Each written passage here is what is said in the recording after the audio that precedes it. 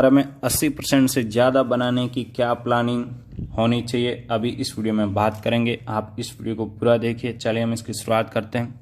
यहाँ पर हम इन 5 पॉइंट्स को समझेंगे। पहले इस मार्कशीट को अच्छे से समझ लेते हैं, उसके बाद हर एक पॉइंट को अच्छे से समझेंगे। यहाँ पर देखिए, आप टोटल नंबर देखो, इसमें 88 है, इसमें 86 है, इसमें 82 है, इसमें 96 है, और यहाँ पर मेरा पीसीएम सब्जेक्ट रहा है, यानी मैथमेटिक्स से मैंने 12वीं किया है। तो इसमें देखिए, जो मेरा मेन सब्जेक्ट था उसमें मैंने 96 स्कोर किया, यानी सबसे ज़्यादा स्कोर किया। उसके बाद फिजिक्स में अच्छा स्कोर है, केमिस्ट्री में अच्छा स्कोर, उसके बाद यहाँ पे अपने कंपलसरी सब्जेक्ट में हिंदी में अच्छा स्कोर है, और इंग्लिश में भी 65 से ज़्यादा नंबर, यानी 66 नंबर है। तो यहाँ से आपको क्या समझ आता है, आप चाहे किसी भी सब्जेक्ट के हैं, आपके जो 3 मुख्य सब्जेक्ट हैं उनमें तो जितना आप मैक्सिमम स्कोर कर सकते हैं वो होना चाहिए। यानी कम से कम यदि आप मान चलें तो 80 नंबर से ज़्यादा आपका स्कोर होना चाहिए, 80% से ज़्यादा बनाने के लिए। और उसके बाद आपके 2 सब्जेक्ट जो कंपलसरी है उनमें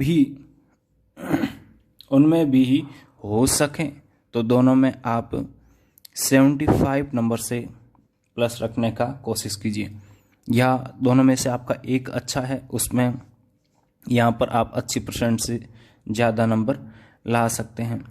और एक में बाई चांस आपके कम आ गए हैं, वो भी किससे कम नहीं जाना चाहिए, आपका 60 नंबर से कम नहीं जाना चाहिए, तो आपके आसानी से 80% बन जाएंगे। अब इसकी क्या प्लानिंग है कि आपके इतने नंबर ही आएंगे, बल्कि इससे ज़्यादा आएंगे। ठीक है, तो इसकी प्लानिंग के लिए पहला बात है कि सब्जेक्ट चुनें।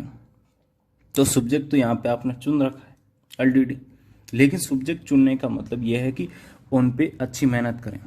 अपने जो मेन सब्जेक्ट है उन पे अच्छी मेहनत करना। मेहनत करने का तरीका रहता है दोस्तों, सिलेबस को समय पर पूरा करना ज़रूरी होता है। यदि आप सिलेबस को समय पर पूरा नहीं कर पाते हैं तो आप क्लास टेस्ट में अच्छा परफॉर्म नहीं करेंगे और खुद की तैयारी नहीं कर पाएंगे, रिवीजन नहीं कर पाएंगे, जो कि आपके अच्छे अंक लाने के एक मुख्य बिंदु है, मुख्य आधार है।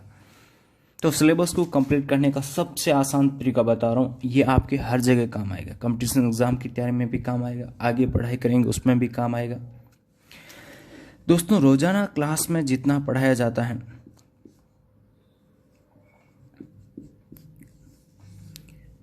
उसको उसी दिन घर आकर पढ़ लेना चाहिए। अधिकतर विद्यार्थी क्या करते हैं,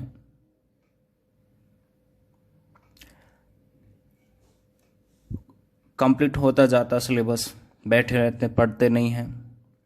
एक टाइम बाद जब एग्ज़ाम से 2 या 3 महीने बाकी रहेंगे तब है जो वापस से पढ़ना शुरू करेंगे, तब तक उनका टाइम जा चुका होता है।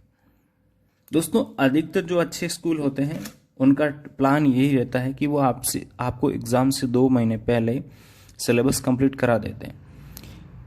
स्कूल का सिलेबस कंप्लीट होने के साथ आपका भी सिलेबस कंप्लीट होना चाहिए, ये बात ध्यान रखें।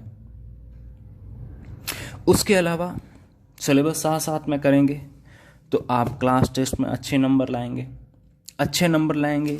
वह आपके कौन कौन सी गलतियां हैं, आप कौन कौन सी क्वेश्चन में गलती कर देते हैं, वो आपको पकड़ में आएगी और फिर उनको सुधार करने का भी आपको टाइम मिलेगा। क्लास टेस्ट नहीं होते हैं तो दोस्तों, मार्केट से डेस्क वर्क खरीद लीजिए और उसमें जो जो चैप्टर आपके कंप्लीट होते जाते हैं उनको खुद से टेस्ट देना शुरू कीजिए। उसके अलावा सबसे महत्वपूर्ण होता है दोस्तों खुद की तैयारी।